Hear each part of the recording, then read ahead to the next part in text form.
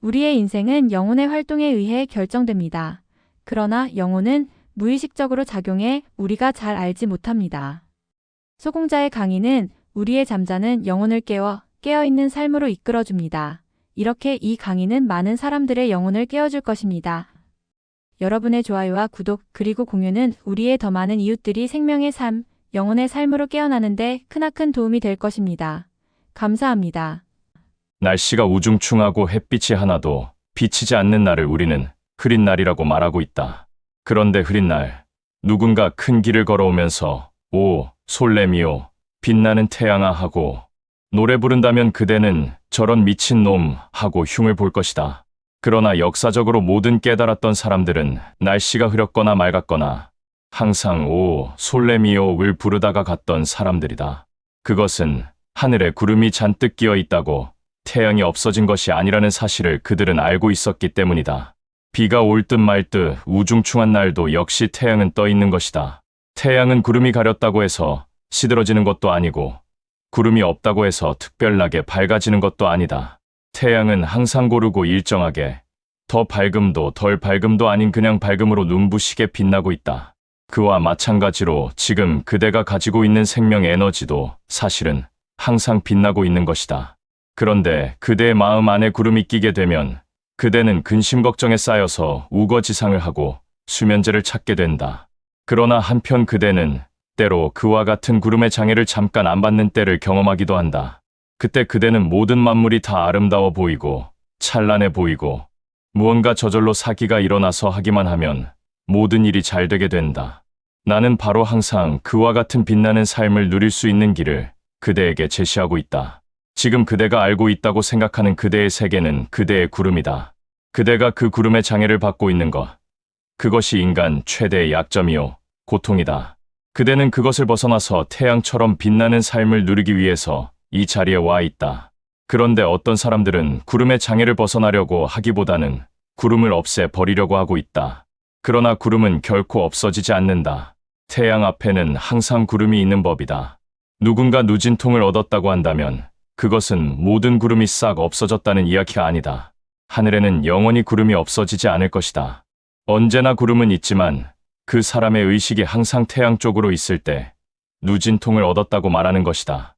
그렇게 모든 고통으로부터 벗어나 고통의 세계를 움직이는 것이 누진이요, 쿤달리니인 것이지 고통의 세계 자체를 싹 없애버리는 것이 누진이 아니다. 그런데 누진통을 얻었다니까 그 태양 앞에는 구름이 얼씬도 못하는가 보다 하고 생각하는 미련한 바보들이 많이 있다. 그것은 그 사람들이 아직까지 그 세계를 얻지 못했기 때문이다. 시편 90편이다.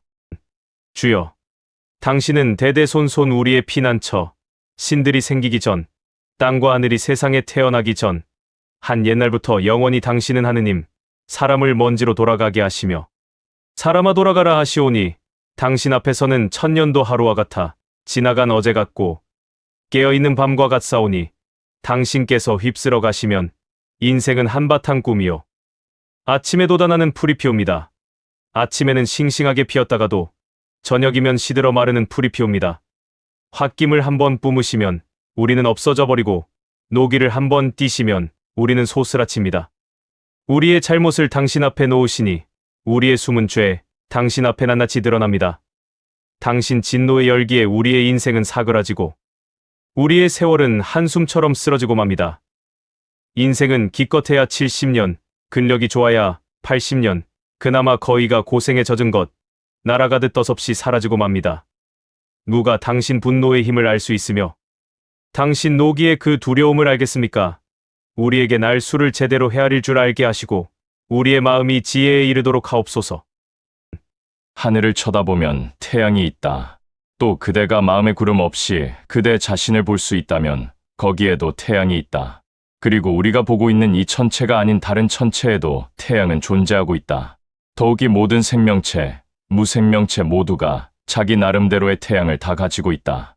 그렇게 이 세상은 온통 태양뿐이다. 태양이 아닌 것은 하나도 없다. 그대는 저 밖에 있는 꽃을 볼 때, 아, 하나의 씨앗이 싹이 터서 잎이 피고 줄기가 생기고 그리고 꽃이 피었구나. 그렇게 보고 있다. 그리고 모든 세상이 역시 그렇게 돌아가는 것으로 알고 있다. 그러나 그 꽃 속에는 보이지 않는 태양이 숨겨져 있다. 이 세상의 모든 돌고 도는 현상 속에는 태양이 숨겨져 있다. 그것은 바로 생명의 에너지다. 눈에 보이지 않는 그 생명의 에너지가 작용을 일으킴으로써 눈에 보이는 이 모든 변화가 일어나는 것이다. 그렇다면 우리가 알아야 할 중요한 사실은 씨앗이 줄기로 변했구나. 줄기에서 꽃이 피었구나. 꽃이 시들고 열매가 맺혔구나를 아는 것이 아니다. 바로 그 속에 들어있는 생명력의 세계를 터득하는 것이다. 나뭇가지를 꺾어서 아무데나 푹 꽂아 놓는다고 거기에서 꽃이 피지는 않는다. 나뭇가지라고 해서 무조건 거기에서 꽃이 피는 것이 아니다.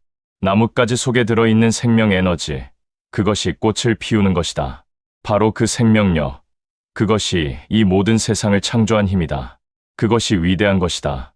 그러므로 우리가 최대의 지혜를 터득하는 길은 생명력의 세계를 터득하는 것이다. 바로 그렇게 되었을 때 그대는 이 세상의 비전을 일으킬 수 있고 변형을 일으킬 수 있고 창조를 해낼 수가 있다. 그리고 그대의 생명력으로 꽃이 피워졌다면 그대는 꽃이 지는 것도 아무 애절함 없이 바라볼 수가 있다. 그러나 만약 그대가 스스로 꽃이 하는 것에만 얽매여 있다면 그대는 꽃이 지는 순간 굉장한 애통함과 원통함을 경험해야 할 것이다. 하느님이 됐든지 창조주가 됐든지 그대는 꽃을 피워낸 그 생명력 자체를 스스로 원망하게 될 것이다. 그러나 꽃이 내가 아니고 꽃 안에 들어있는 생명이 바로 나라고 알고 있는 꽃이라면 시들어 떨어지는 것도 하나의 섭리요, 창조라는 것을 알게 될 것이다. 그리고 꽃이 사라졌을 때 열매가 맺히는 비밀을 알게 될 것이다. 그러나 꽃이 꽃으로만 오래 머무르려고 한다면 그 꽃은 머무를 수도 없을 뿐더러 그 머무르려 하는 마음이 스스로 자신을 몹시 괴롭히게 될 것이다. 그대에게 일어나고 있는 모든 근심 걱정, 고통은 다 그대가 어느 한 상태로 머무르려고 하는 데서 일어나는 것이다. 그것은 한낮 구름에 불과한 것이다. 그것은 꽃이 피고 시들고 하는 현상에 불과한 것이다. 그대에게 주어진 팔자가 좋은 팔자든 나쁜 팔자든 그대는 그것에 구애받지 말고 태양 자체가 되는 것을 스스로 터득해야 한다. 그렇게 되면 그대의 모든 희로애락은 한낮 눈앞에 먹구름이냐 흰구름이냐의 차이밖에 없는 것이 된다.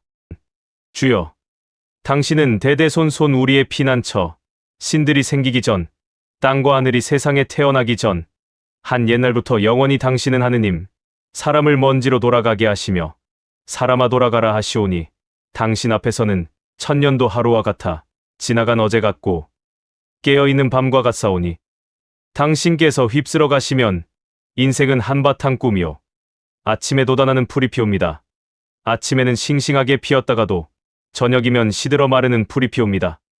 내가 깨달으나 그대가 깨달으나 사람이 깨달아서 가는 생명의 세계를 인격화시킨 것이 바로 주이다. 그대나 나나 누구나 가서 평화를 얻을 수 있는 영원한 행복의 원천이다. 신들이 생기기 전, 우리의 사고관념이 생기기 전, 땅과 세상이 태어나기 전, 꽃이 피기 전, 그 한 옛날부터 당신은 오직 하나밖에 없는 생명의 세계이다.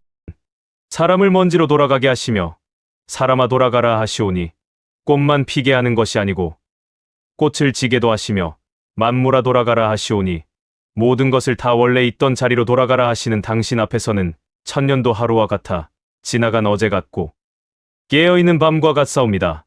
당신께서 휩쓸어 가시면 인생은 한바탕 꿈이요 아침에 돋아나는 풀이 피옵니다.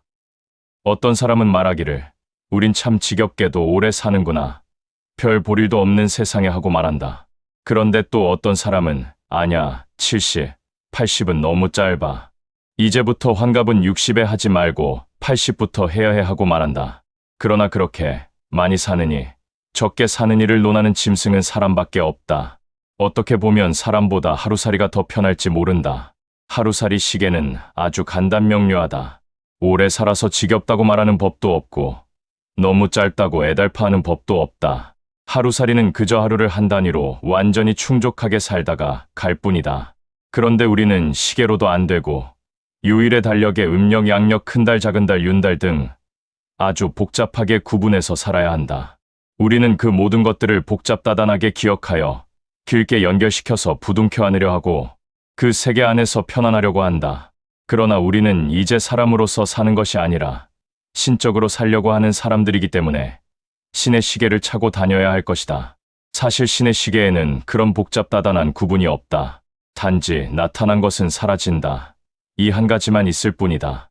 몇 시, 몇 분은 없고 나타난 현상은 현상 이전으로 되돌아간다는 그 한 가지만 있을 뿐이다.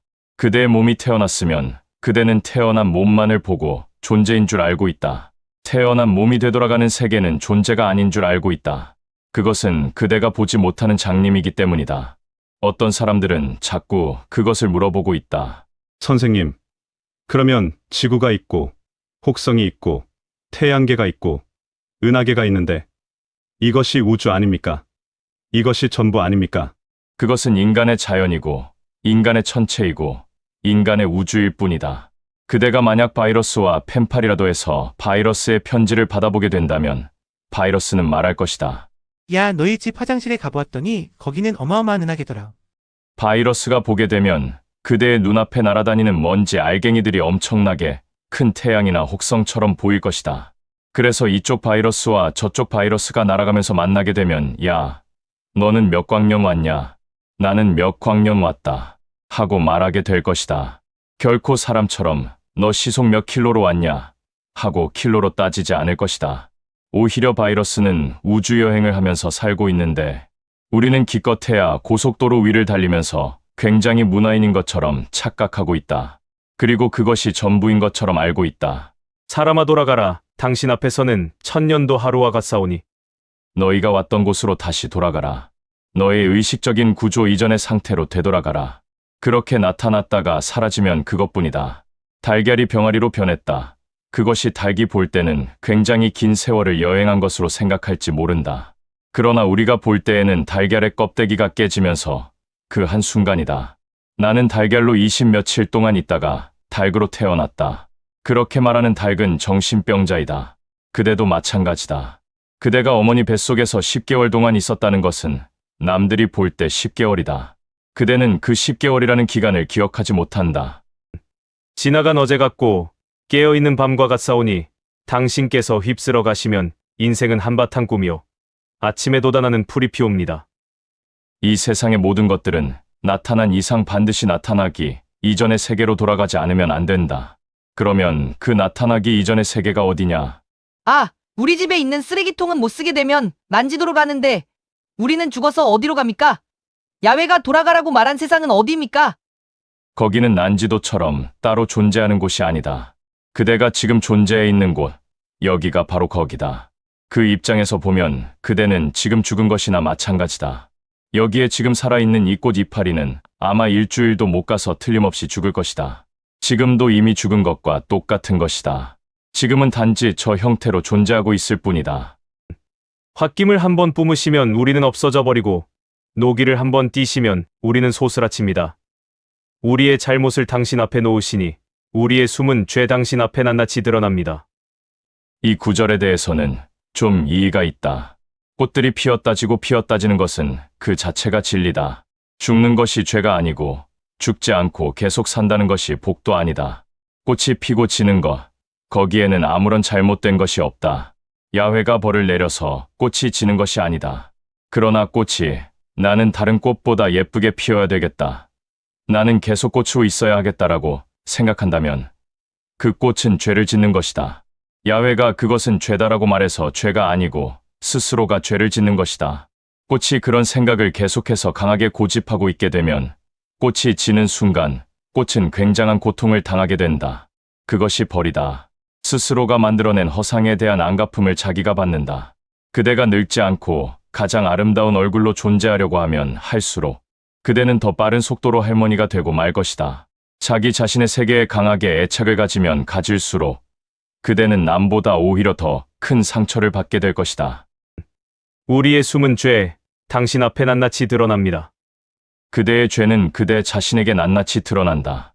숨겨지는 죄라는 것은 없다. 죄의 결과는, 즉 그대가 자기 세계에 대한 애착을 가지고 행한 그 모든 일의 결과는 그대 자신에게 반드시 나타난다. 그것을 피할 수는 없다. 그러나 스스로 애착의 세계를 넘어서 꽃이 피고 지는 그 진리를 깨달은 순간 그대의 죄는 원래 없었다. 당신 진노의 열기에 우리의 인생은 사그라지고 우리의 세월은 한숨처럼 쓰러지고 맙니다. 인생은 기껏해야 70년, 근력이 좋아야 80년, 그나마 거의가 슬픔과 고생에 젖은 것, 날아가듯 덧없이 사라지고 맙니다. 누가 당신 분노의 힘을 알 수 있으며 당신 노기의 그 두려움을 알겠습니까? 우리에게 날수를 제대로 헤아릴 줄 알게 하시고 우리의 마음이 지혜에 이르도록 하옵소서. 사실 야훼는 분노를 하지 않는다. 단지 야훼는 피었다지는 것만을 자연스럽게 하고 있다. 그런데 그대가 피었다는 것을 고집하고 그 기억의 알맹이를 붙잡고 있으려고 하면 져야 하는 그 순간이 야훼의 분노로 보이게 될 것이다. 양키 영화를 보면 양키들은 툭하면 신에게 대고 갓댐하고 욕을 한다. 자기가 가다가 함정의 발을 잘못 디뎌서 푹 넘어졌는데 갓댐이다. 자기 발이 잘못해서 넘어진 것이지 신이 무슨 죄가 있는가. 그때는 아이고 내 다리 댐 해야 하는데 꼭 신에게다 대고서 욕을 한다. 그리고 잘된 것은 내가 잘해서 잘되었지 하고 잊어버리고 만다. 우리에게 날수를 제대로 헤아릴 줄 알게 하시고 우리의 마음이 지혜에 이르게 하옵소서. 모든 변화의 과정을 낱낱이 지켜볼 수 있는 깨어있는 자가 되게 하시고 그럼으로써 항상 빛나게 하옵소서. 그대가 잠시 어떤 세계에 빠져 있게 되면 그대는 곧 어둠에 빠지고 만다. 그래서 여자에 미치면 패가 망신한다 같은 말이 나오는 것이다. 그대는 잊지 말고 잘 들어두라. 그대가 돈에 깊이 빠져 있으면 돈이 없어지는 순간 들어놓아야 한다. 상처받게 된다. 그대가 애착하는 그 세계에 의해서 오히려 아픔을 겪게 된다. 그러므로 어디에도 빠지지 말도록 하라. 구름이 되지 말고 태양 그 자체로 존재하도록 하라. 그것이 우리가 깨달아야 할 가장 특별한 이유 중에 하나이다. 다음 영상에서 계속됩니다.